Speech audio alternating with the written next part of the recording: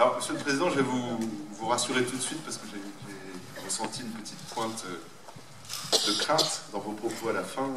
Je ne regrette pas du tout d'être venu accompagné par votre sous-préfet d'arrondissement, le secrétaire général, Pierre-Emmanuel Porteret. Alors, moi, je voudrais, en introduction de mon propos, vous n'y verrez pas malice.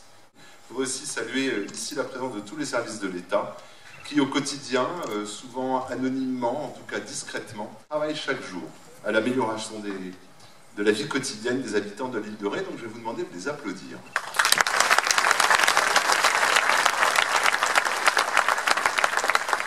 Merci pour eux. Alors, Monsieur le Président, vous m'avez finalement entendu pas mal de perches et je vais y répondre. Vous voyez, c'est toujours utile que le représentant de l'État parle en dernier, parce que ça permet de répondre et de vous remercier pour vos nombreux, alors j'ai presque scrupule à dire, j'allais dire vos trop nombreux cadeaux, quand je vois le nombre, comment vous avez appelé ça, de sphères, c'est ça. Soit vous pensiez que je n'avais rien à faire comme préfet de la Charente-Maritime et que l'année 2018 allait être finalement consacrée à des activités dont la manotte va m'être très utile, là vous vous trompez.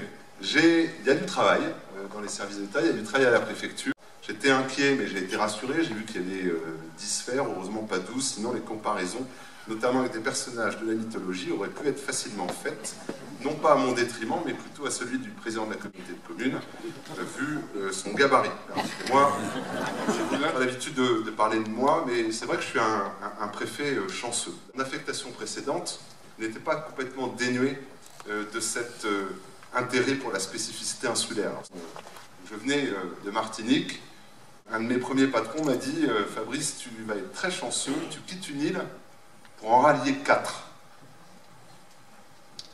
Dont une. Alors, comme il y a à la fois l'île de Ré et le conseil départemental de l'Hérault, je ne vais pas dire laquelle.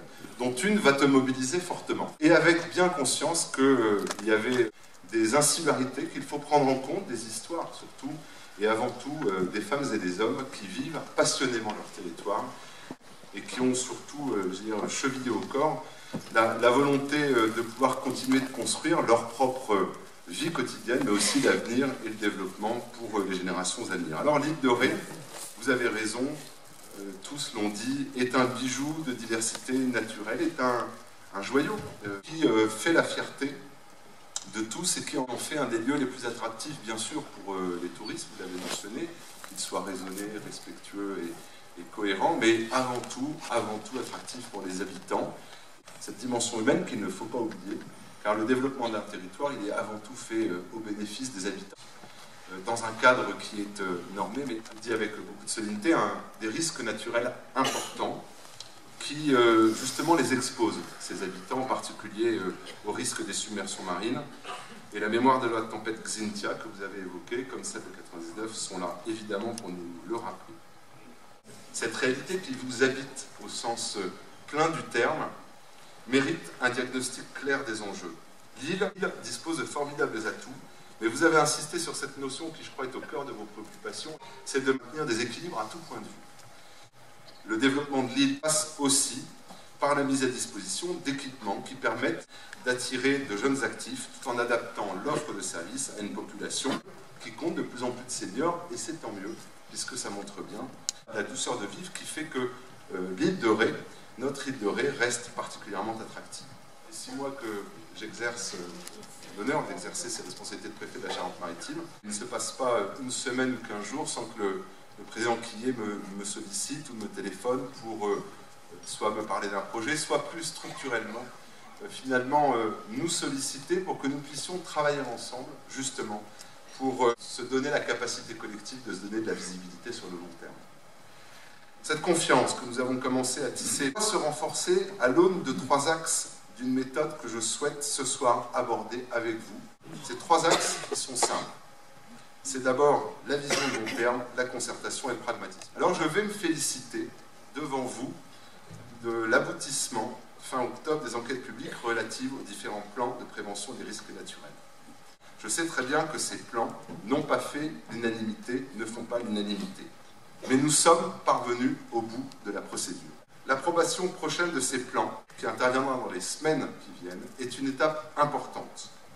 C'est une étape d'abord majeure pour la sécurité de nos concitoyens, ne l'oublions jamais. Des protections nouvelles qui vont être construites impliqueront de les mettre en révision conformément aux engagements qui ont été pris. Le second point de méthode sur lequel je souhaite insister, c'est celle d'une concertation apaisée et responsable qui doit pouvoir se développer là aussi en amont de tous les projets d'ampleur, je l'ai dit.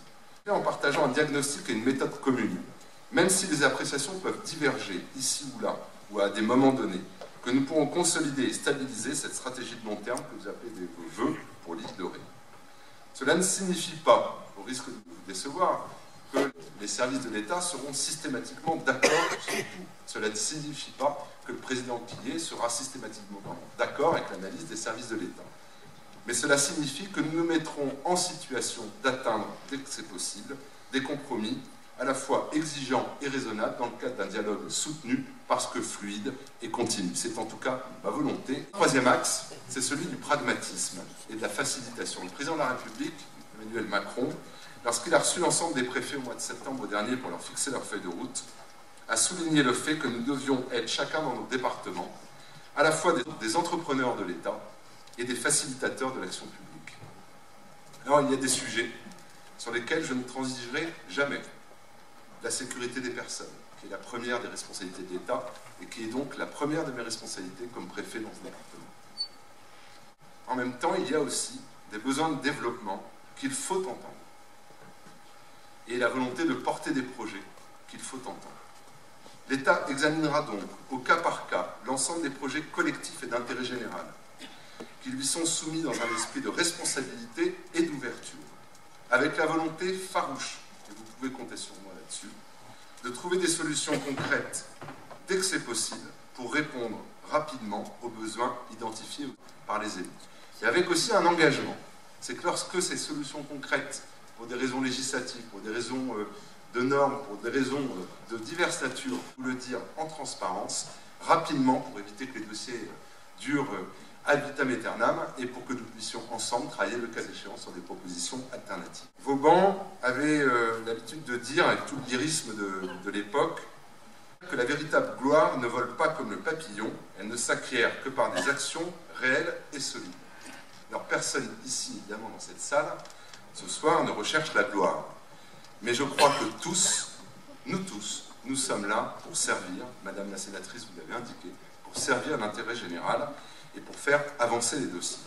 La création de logements sociaux, par exemple, fait consensus auprès de tous les acteurs.